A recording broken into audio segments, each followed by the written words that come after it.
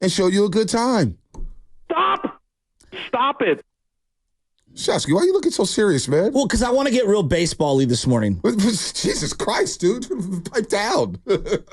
You know how Baldy has Baldy's breakdowns? I'm like, you want to talk dancers. He's in game mode I'm trying to have a good time, man. No. We've been doom and gloom with the IU stuff. No, I hear doom you. and gloom I with hear the you. Giants. I hear you. It's a Wednesday. It's sports radio. I know. I need to laugh a little bit because last night watching the Giants baseball, you just sneak back to the deadline. It's like, you didn't buy or sell.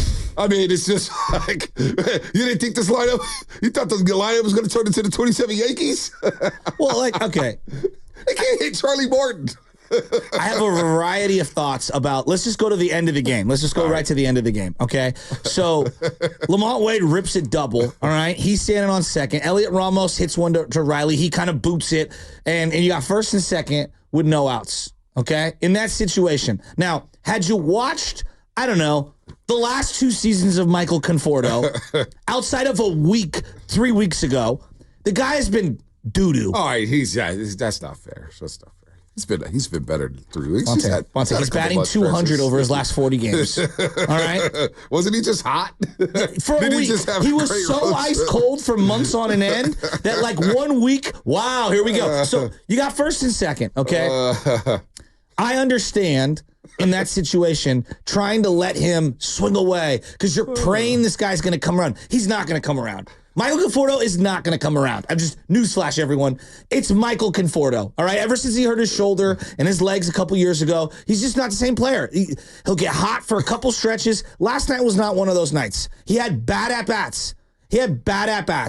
All right? And so they don't decide to bunt the 2 guys over to give themselves an opportunity for a sac fly or a ground ball to the right side to bring a run home, depending on if Atlanta brings the infield in. All right? He grounds into a double play. It was just like the most predictable thing of all time.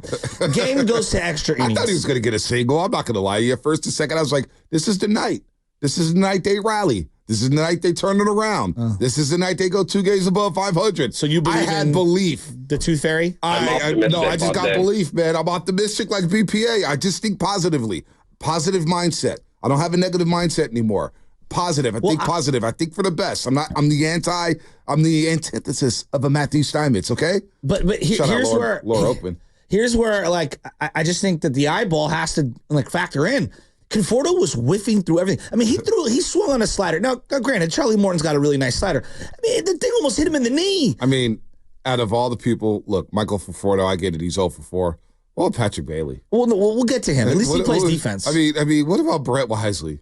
What about this Encarnacion guy that we just found out about? Dude was in the Mexican League 2 weeks ago. Yeah, I'm not mad at him. Out loud. But I mean, this is what we're dealing with here. And then you get the situation where Atlanta executes and they get the 1 run. And in these situations with the Ghost Runner, allowing 1 run feels like a victory, right? Because you don't want to have a big inning, all right? And then you get the Ghost Runner in the bottom half, which if I hear more complaining about the Ghost Runner, it's one of the great inventions of television because it finalizes the game. We would have been there till 1 o'clock in the morning waiting for the Giants to string together multiple hits. It wasn't going to happen. Ask you something.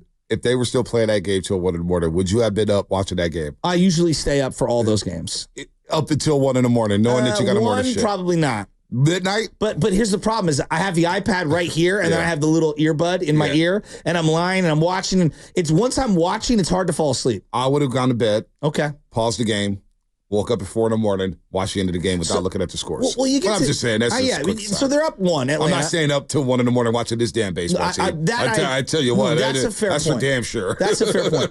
But like, of all the guys on your team, to bunt in that situation, Tyler Fitzgerald has like 12 home runs in his last 25 days or something. Like, he's swinging a red-hot bat, okay? He's one of the few guys that can actually put 2 butt cheeks into a swing and hit 1 out.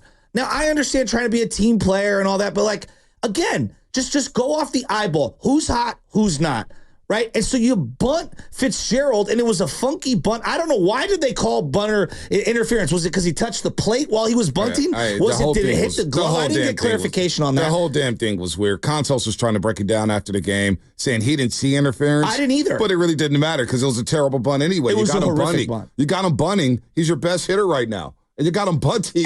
And you're lucky that you didn't get doubled up on the play. Know. They allow Casey Smith to go back to second base. By the way, Casey Smith, Michael Krukenkite, your boy Casey Smith. He's not playing well. Dude, they were like, we're around batting practice today. He really tore it up at BP. And we're Matt right next Williams to him. Was salivating over his BP, over his batting practice session. Yeah, he's still batting 167. I think he may need a Charlotte or Orlando or Mercedes in his life or two, if you know what I mean. He might need Mark Grace, Porsche, Buster. A Porsche. But you bunt him, and I'm immediately thinking to myself, and I didn't see any post game stuff. So Sam or Bonte, get in here and let me know. Did that bunt come from Tyler Fitzgerald trying to make something happen? I don't know where it came from. Was that Bob Melvin ordering I went to bed before Bob Melvin spoke, Lubin. I went to bed. You got the sound. Oh, here. That's Bob Melvin, we said. We're trying to get a guy over to third, trying to get it down the third baseline. With Lamont up next, the guy's a pretty tough customer to try to string some hits together with. I mean, this guy should be one and done. I'm not going to lie to you. Bob Melvin and Farhan, they should just be one. I'm not even mad at Bob. I'm not get mad the strategy. but no. Of all the guys swing the damn bat. That's what I'm saying. I mean, the Giants, listen. That's what how I'm the saying. hell can you bunt saying, let's move a runner over, let's get Lamont Wade Jr. up, when he's 1 for 5 anyway. But the Giants were 0 for 10 with runners in scoring position yesterday. They'll have 7 runners on base in their second straight extra inning loss. Since July 30th, Bob Melvin, Bo Mel, the Giants are 19-123 with runners in scoring position. They're batting 154 with runners in scoring position. Their OPS is 469. That ranks 30th in Major League Baseball. I'm not optimistic. Their batting average of runners in scoring position is second worst in the league. So why are you giving away outs with the bunt, Bo Mel? I'm okay with the bunt if it's runners on first and second and Conforto's up, and I know he's never sack bunted in his career. Maybe he should start. And in that situation, that makes sense. But to me, this goes back to the Gabe Kapler. Are we going gut or are we going analytics? Because there's not congruity on the decisions.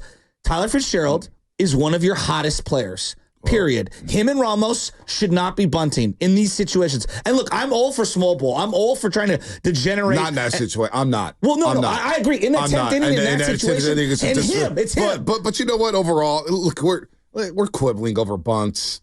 The fact is, I know they're 19-123. And this is at the deadline I know. where every Giant person you talk to, even our boy Lasky, how the hell are they going to score runs after this deadline?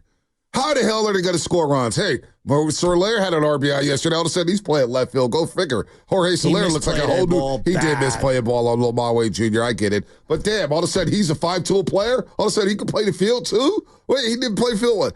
Here's the deal. He looks very happy. This is a season of disappointments. Yeah, I know. And you know what? Camilo Duvall may be the top disappointment for a lot of Giants fans. Yeah. Up on my list. What's that? Is Kyle Harrison. I'm sorry. Really? Kyle Harrison. Listen. I don't follow prospects in Major League Baseball like that. Eldridge hit another home run yesterday. I know. And Chicago was talking about him like he's going to be a future clubhouse leader. That's fine. I hope.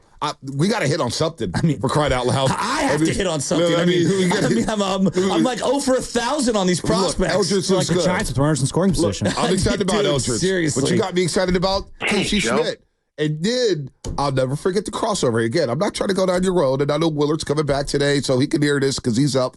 But you and Willard, I asked you guys, would you trade Kyle Harrison straight up for Shohei Ohtani? For a month for half a season. For a month and a half to Shohei just to break him. You're like, hell no, this guy, Harrison's the real deal. Well, he was the number 1 left-handed prospect in baseball at the time. At the time. The guy is topping out at 92 miles per hour with the fastball. I know. All right? He gave up another 2 home runs last night.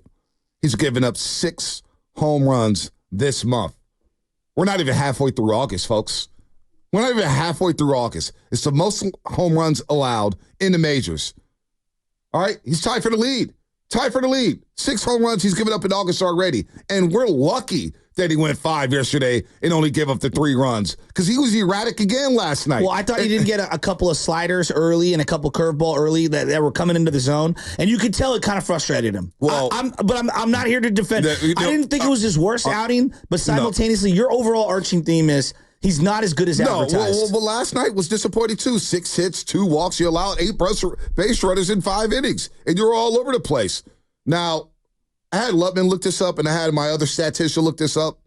In non-Rocky games entering last night, I want folks to listen to this. We could salivate over Blake Snell's numbers last 7, 0.99 ERA, 0.62 whip. Wow, this guy's the best pitcher in the National League. Kyle Harrison, entering last night in games in which he doesn't pitch against the Colorado Rockies. Because, boy, if he pitched against the Colorado Rockies, he'd have a Cy Young Award this year. I swear to God, he'd be all MLB it's team. Good thing that we play them a few times. Well, we don't play them anymore. I know. We used to play them 19 times. Yeah, we don't play them until next June, buddy, or next May. Bring that 2021 schedule back. So, yeah, we don't play them for a long time. Kyle Harrison is 16 starts, entering last night in games not against the Colorado Rockies. 3-5, 82 innings pitched, 4.81 ERA, 1.41 whip. 6 quality starts. Now, that's fine, 6 quality starts, but he's allowed 14 home runs. A 4.81 ERA and a 1.41 whip. Please, I dare somebody to come in here, and I love the guy. He's from the Bay Area. He's a local guy. I'm sure his family's out here. They're looking for him. There's a lot of pressure on him. But the young man hasn't pitched well. This has been, to me, I'm disappointed because I thought he was coming in guns blazing. I've been more impressed with Hayden Birdsong. It's just 5-6 starts, and I have been in Kyle Harrison. I agree with you on Birdsong. He's clearly a little more he can use 4 pitches, right? Although he hasn't had command of the fastball as often as he would need. Birdsong has control of 4 pitches. Harrison, to me, is a work in progress. Am I willing to say, like, oh, he's done? And no, he's nowhere near that. I actually have been encouraged this year because he's learning on the fly. Bonte, I thought he was a more polished product coming into the majors, and I was way wrong. I thought he was throwing 98. No.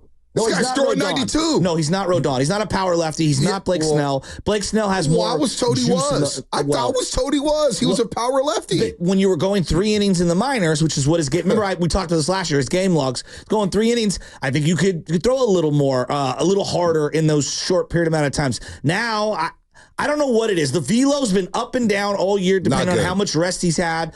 The command on all the breaking stuff has been all over the place. The number one thing for me, and Birdsong had this happen in his last couple starts, when you fall behind in counts, you surrender big hits or you walk people, and then you have a lot of guys on base. And I think that both guys, Birdsong and Harrison, are in uncharted territory right now in terms of, like, they've pitched deeper into the season now than they have at any point in their careers to this point. And they're fading. Absolutely. These are young arms. And look, but I'm not done with Harrison. But your overall arching theme not done with of him being it's been a disappointment. I can't. It's been a disappointment. I don't have a rebuttal. It's been a very disappointing season for his rookie year. Now, maybe he bounces back, but he's topping out at 92. I'm sorry. Did you feel like this about Matt Kane? No, I didn't. No, I didn't. I thought Matt Kane, I saw the goods. I said, okay, this guy's got a power righty. He's going to figure it out. He's going to figure it out. Now, is he closer to Johnny Sanchez? I don't know what the hell he is right now. Because Johnny Sanchez could tantalize you with some good stuff, and then he'd frustrate the hell out of you. I'm not comparing this guy to a World Series champion right now. I'm not going to do that. Right. I'm not even going to. I'm just looking at Kyle Harrison and what I've seen from him. So right now, a lot of folks, Giants fans, just say, "Oh man, we're 3.5 back. It's okay, Bonte. You're 5 back in the loss column at the Atlanta Braves, and now you're fighting for a split." And let me warn you, Giants fans, it's about to get really real. I keep telling you guys, it's about to get real. You got the A's in the Bay Bridge series. Then you get a little pass with the White Sox. That's going to be the A's World Series. Oh, and they're in Citi Field talking mad junk to the Mets. I saw that. Adams, he's a talker. Walking off the mound. Oh, he did that against the Giants. Look at who did he tell to sit down for the Giants? He said, "Sit your ass down. I got this."